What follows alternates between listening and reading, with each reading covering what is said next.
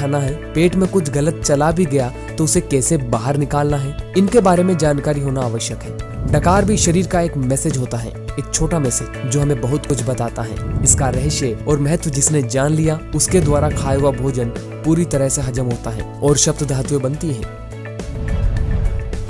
हमारे आमाशय का साइज एक मुट्ठी जितना होता है। ध्यान दीजिए दोस्तों, इसी में हमारा सारा भोजन इकट्ठा होता है। ये आमाशय है छोटा, पर ये अपने आकार से 3 से 4 गुना बड़ा हो सकता है, क्योंकि ये थैली नुमा है। इस जगह हमारा भोजन लगभग 5-6 घंटे के लिए रुकता है। अब आगे थोड़ा ध्यान से समझिए। जब सुबह सुबह हम खाली पेट होते हैं तो आमाशय सिकुड़ सा जाता है। इसमें कुछ शुद्ध वायु रहती है। जैसे ही आमाशय में पहला भोजन पहुंचता है और आमाशय भोजन से लगभग आधा भर जाता है, लगभग इतना, तो आमाशय की शुद्ध वायु हमारे मुंह में आती है, जिसको तृप्ति डकार कहा जाता है। इस तृप्ति डकार द्वारा हमारा आमाशय हमें चेतावनी देता है कि अब तृप्ति हो गई है, खाना बंद कर दिया जाए, क्योंकि आमाशय आधा तो भोजन से भरता है और आमाशय का 1/4 भाग पाचक रसों से भरता है। अब बाकी बचा 1/4 भाग खाली रहना जरूरी है, क्योंकि आमाशय में भोजन को हजम करने के लिए मैकेनिकल एक्शन, मंथन क्रिया होती है, जो भोजन को हजम करने में मदद करती है। इसको आप इस सरल उदाहरण से भी समझ सकते हैं। जैसे कि अगर हम मुंह को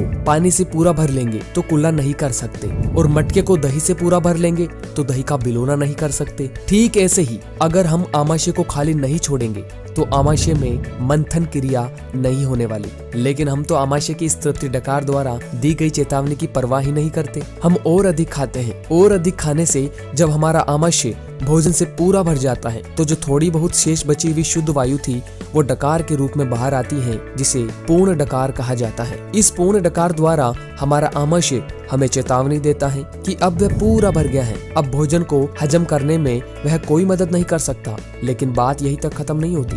भोजन को हजम करने के लिए जो एसिड या पाचक रस चाहिए थे वे फिर भी निकलते हैं, क्योंकि यह शरीर का नियम है। उस एसिड को आमाशय में जाने के लिए जगह नहीं मिलती, क्योंकि आमाशय को तो हमने पहले ही पूरा भर लिया है।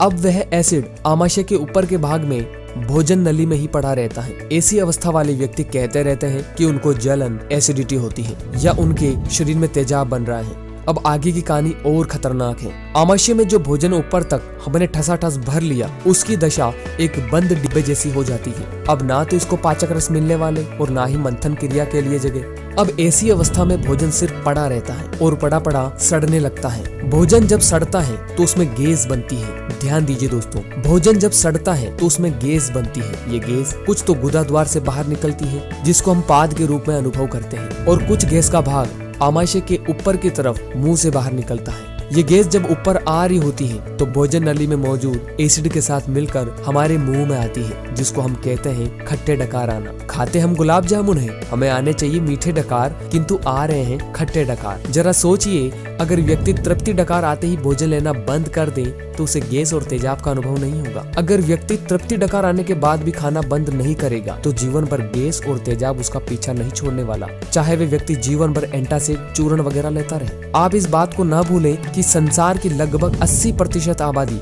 गैस और तेजाब के रोग से पीड़ित है। ये थी 3 तरह की डकार: तृप्ति डकार, पूर्ण डकार और खट्टी डकार। एक चौथी डकार बचती है, भूख डकार। भोजन लेने के लगभग 5-6 घंटे बाद हमारा आमाशय भोजन को नीचे छोटी आंत में धकेल देता है, चाहे भोजन पचा हो या सड़ा हो। भोजन को 5-6 घंटे के अंदर आमाशय से निकलना ही पड़ता है। जब हमारा आमाशय खाली हो जाता है तो वह दोबारा सिकुड़ता है और उसमें से कुछ वायु हमारे मुंह में आती है, जिसको भूख डकार कहा जाता है। इस डकार में दुर्गंध या स्वाद नहीं होता। जब ये आती है तो शरीर में अलग किस्म का हल्कापन होता है। इसका नाम भूख डकार है, परंतु इसका यह मतलब नहीं कि डकार आने पर तुरंत खाना शुरू कर दिया जाए। इस डकार द्वारा हमारा आमाशय हमें यह कहना चाहता है कि आपने जो उसे हाजमे का काम दिया था उसको पूरा करके वह अभी अभी खाली हुआ है, उसे अब कुछ समय के लिए आराम की आवश्यकता है। भूख डकार आने के लगभग 1-2 घंटे बाद जब कड़क भूख का एहसास हो तभी दोबारा खाना चाहिए। इन 4 तरह के डकारों में तृप्ति डकार और भूख डकार का अनुभव हर व्यक्ति को होना चाहिए। पूर्ण डकार और खट्टी डकार